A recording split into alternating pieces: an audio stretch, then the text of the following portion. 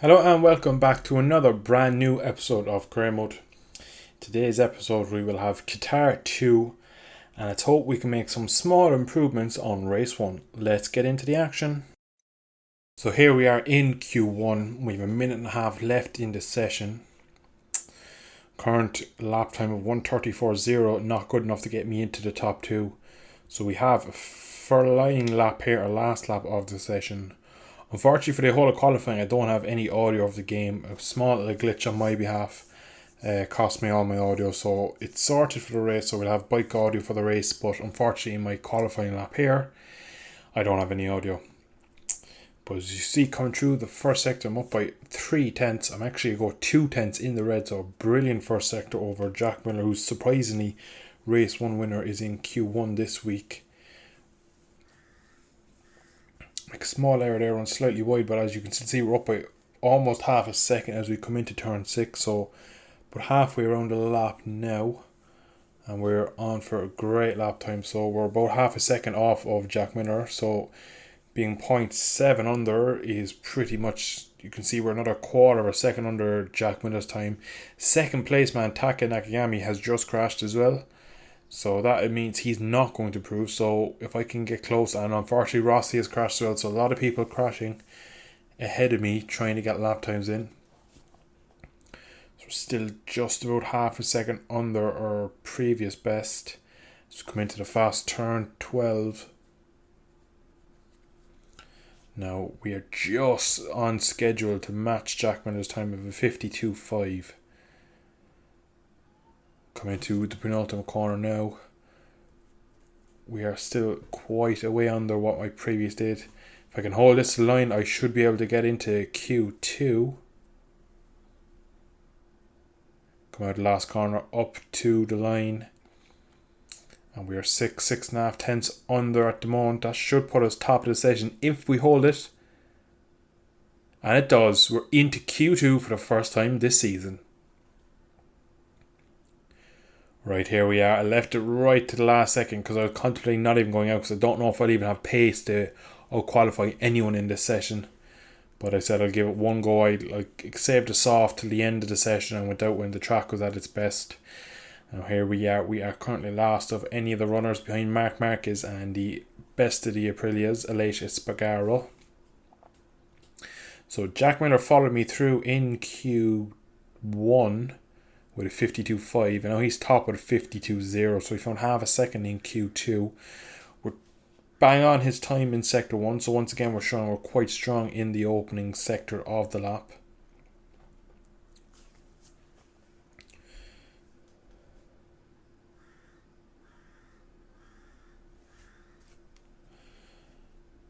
So we come out of turn 7 into this tricky infield section. We've actually gone red, so we're on a storming lap here. So far this has been by far the best lap I've done on this bike since I jumped on it in Valencia at the end of last year, and I had the Sepang test and all of last weekend. This is by far the most competitive lap time we've done since. But can we hold it? We come in now to the halfway point, or just past it now. We've just coming up now to the last sector, and we have lost a bit of time in sector 3. That's understandable. So we are 0.3 over, which still would put us probably in the top 7, top 8. Now the session is over, so we have to make this to the line. But we might get the top 10 quite comfortably here, I reckon, which would be brilliant for the race. Out of the last corner we come up to the line. I don't know how good it's been. A 52 is what I'm aiming for. 51. It's low to mid 52, and it puts us P5. What a great result that is. So here we are on the grid. Medium. So everyone seems to... Jack Miller's gone soft. Frankie Morbidelli's gone soft. So I reckon them software tyres are going to get shredded. But we'll see how we get on. 5 red lights and we are off. Get an absolute brilliant start as we run down into turn 1 on P3 as of right now.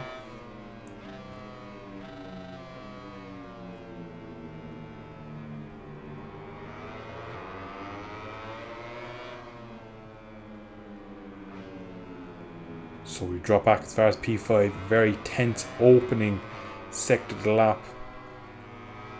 And another Ducati comes up me inside.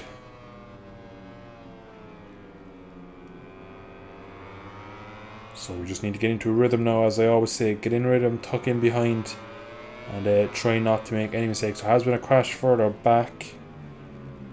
Hopefully that won't affect any of my riders nearby. And Miguel Oliveira just behind me has slid out on the opening lap, so disaster for the KTM man. And there's been I think he's caused a crash as well with his bike, because there seems to be another yellow flag. But so far, sitting in P6, looking alright, not looking too bad. I don't look completely lost. I do feel like I will drop back to these 8 laps around here. Won't be easy with this AI. Obviously running 120% maximum.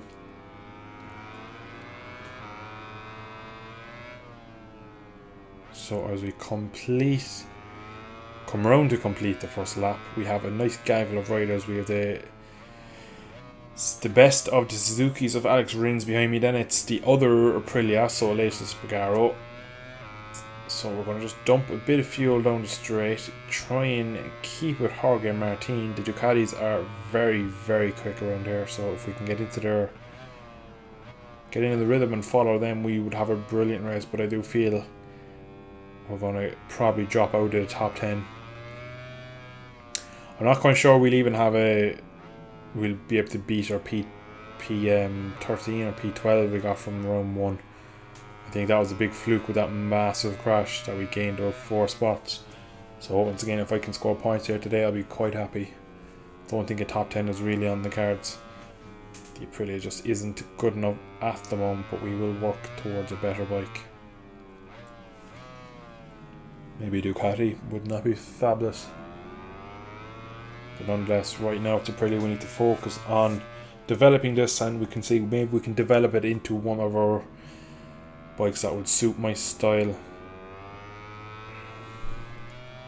So slightly wide through turn 8 there, but it didn't affect us through turn 9. But they are slightly gapping me now, and Alex Rins behind is probably getting slightly impatient. The Suzuki man is a tenth and a half behind me.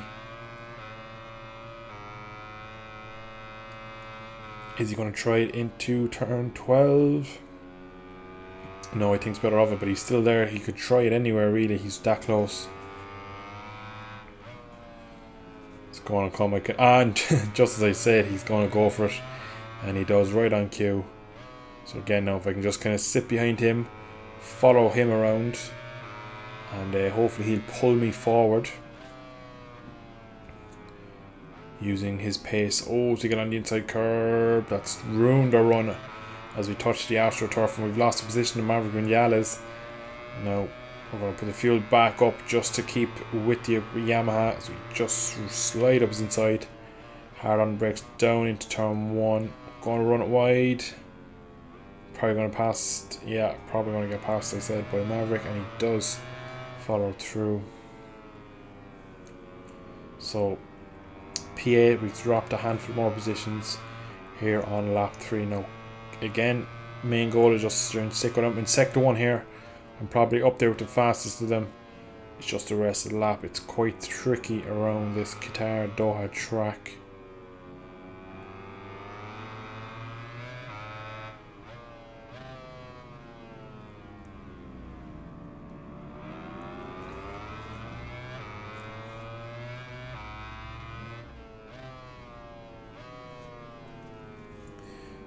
Once again though, as soon as we've been past, we don't look completely lost. We are sticking with Rins and Vinales. Bit of a moment there, and that allows a late Espargaro through. So we're no longer the top of Aprilia. He had a big crash in the last race. Went backwards and ended up crashing. He went to softs on the last race. I think he's learned from it this week and he's gone for a medium. And his pace was quite good last week. He just wasn't able to make his tyres last, which was what really got him in hot water, and he dropped back. But we've lost a lot of time to the leaders as Marquez comes up me inside. Marquez gives me a small tap up the inside, and there goes another Honda. Does the exact same thing. We get a track limit warning. Valentino has slipped past us, and now it's Marquez, Rossi, and then me. So I'm following two of the greats of the modern era of MotoGP. So maybe I can learn a few things from these boys. But we are gaining a lot on Valentino. We're going to go to the outside. Will we get close enough for a pass? We managed to blast past him. Will we manage to get it stopped and hold the position? Looks like we just about did.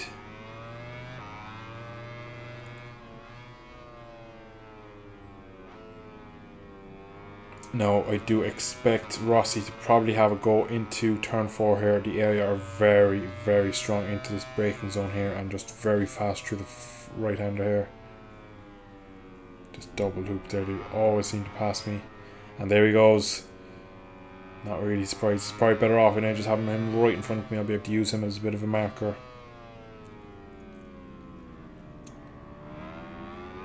So 51.8 from Fabio Quartararo at the moment, which is a sensational lap time in a race situation.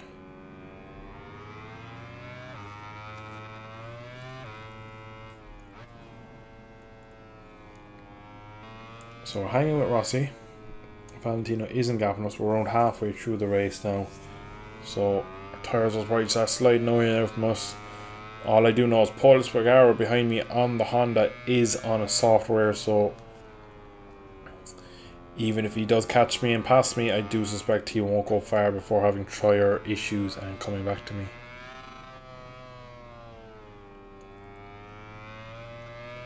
There is a pretty big train behind me, so I'm going to have to kind of dump a bit of fuel on the straight, get a good exit out of this final corner here, and see can I get a run on Rossi.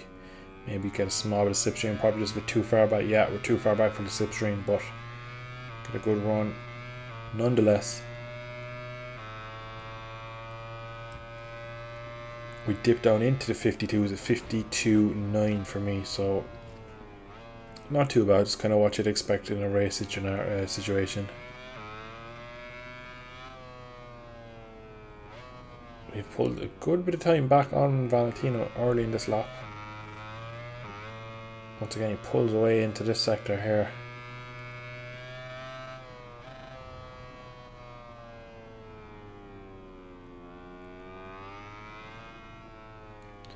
And Paul... Oh, and equal look, I'm just going to say that Paul Espargaro wasn't behind me anymore. So I presume he had dropped off, and it was equal Lacona, and he just crashed. So he's made a nice gap in behind now. So I'm in P11. I'm looking quite strong. I have about 1.5 seconds over Jean Mir, so I just need to make sure I don't lose that gap. Use Rossi as a kind of limit. Just see can I pull myself forward.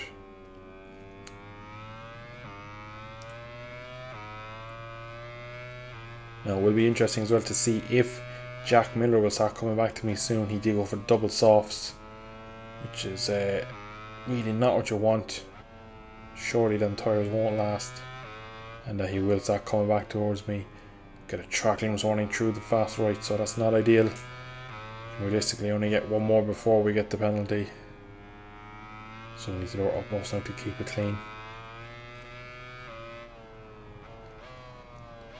And up ahead it looks like there's a small train beginning, and at the head of it I think it is Jack Miller, which means his tyres are probably shot. He's in about P7.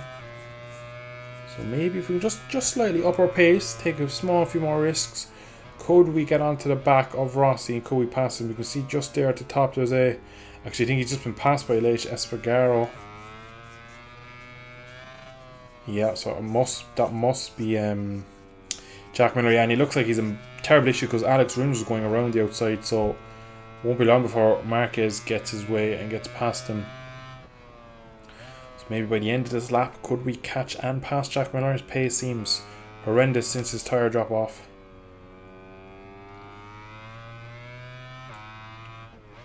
You can see now Marquez has got him, and it's Rossi now who's right on his tail. Rossi went for a medium rear.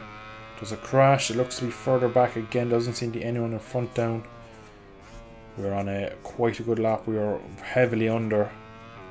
Squared off. Now Rossi, is he going to try it through here? No, he's going to follow. Choose switchback, maybe. Very classic Rossi. Now Jack Miller goes defensive ever so slightly. Probably gets a good exit still. Probably just doesn't have any edge grip. As I said that, and Valentino Rossi just rides right around the outside. And that's Jack Miller down to P10. So next up for us is Jack. Maybe if we get a good run out at the last turn, we could have him into turn 1. Oh, but Aleix Espargaro's crashed and he's respawned right in the way of Jack Miller. And the two of them crashed. We're up to P9. Once again through that turn 14, another massive incident in race 2. That was huge. I just saw Jack going slowly, and then as whatever way it looked, it just saw Aleix Espargaro respawn in front of him. That is horrendous. That is terrible for this race for Jack Miller, but I don't think he's going to score points anyway, and they're definitely not going to score points now, the two of them. Disappointment now for Aprilia, but I take the slack now. I'm up into P9, and it looks like I found pace and Rossi has found pace, because we seem to be after closing in. I'm after closing in on Rossi. I set my fastest lap of the race last time around, 52.3, which was pretty much what I qualified, so that was a fabulous lap for me. Valentino's right on the back of Marquez. We're right here on the penultimate lap, so fuel's good. Just need to maybe get some good exits. Could we get a P6? Alex Rins is just up the road. I don't think my pace is that good, but we'll see. We will try. I'm in P9, so again, like I said, I'm doing quite well. I thought I'd struggle to stay in the top 10, and I think maybe I could have brought it home in P10, because I think I do have more pace than John Mayer. He has had a bit of a struggle this opening start to the season, these Qatar races. But nonetheless, I think Valentino definitely has a bit more pace over me. I think my pace is good, but it's too inconsistent.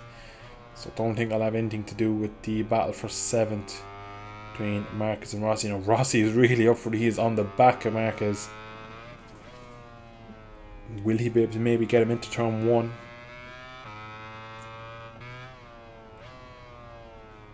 He is all over the back of Marquez.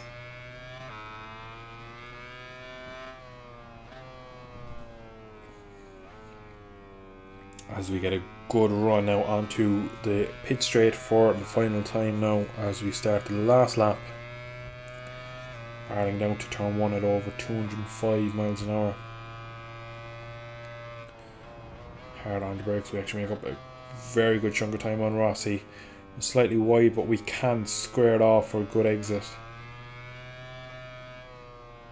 Again, sector 1 is by far my strongest. I do pull in a lot of time on everyone in front of me, but unfortunately I just leak time for the rest of the lap. But it looks like we are safe here in P9, barring any incidents for myself. Now it will be interesting to see. Actually, I'm going to double check whatever my fastest lap was and my like race length compared with race 1 and race 2 to see how much I've improved. Obviously the position has improved, but just because the position is better doesn't always mean that my performance is better. So I'll be very interested to see what gains I've made over having an extra weekend at the same track. But it looks like Marquez is going to hold on. He is quite just about quick enough. I don't think as I say that though, Rossi's very close, but I don't know if he has anywhere to go.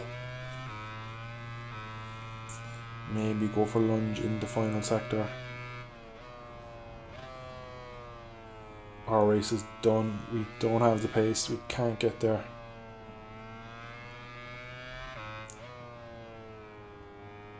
But nonetheless, top 10 finish in my second race of the season on a satellite Aprilia is not a bad job at all. I'm quite happy now to bring this bike home in P9. It looks like Marquez has held on. Maybe Rossi can slip through into line. It's unlikely though on Yamaha versus Honda. But we've managed to do it. P9, a fabulous result. A handful of 52s in the race as well. Great result. Handful of points. So Zarco and Quartararo 2-1, French 1-2. Such a good result for the Ducatis. So Francesca Bagnaia leads. We're up to P11 in the championship. And our Moto2 boys, or Moto3, sorry, didn't do great at P12 and a P18. Not fantastic. But here are the times. So race 1, 52.7, fifth, so 0.4 of a second my fastest lap, and 6.2 seconds I was quicker in the race. So almost half a second quicker over the one lap, and to make up 6 seconds in 8 laps is pretty good. So I'm pretty happy with that. But I'm going to end the episode there. Thank you all for watching. I shall have another episode up in the coming days. Look forward to that. See you then. Bye bye.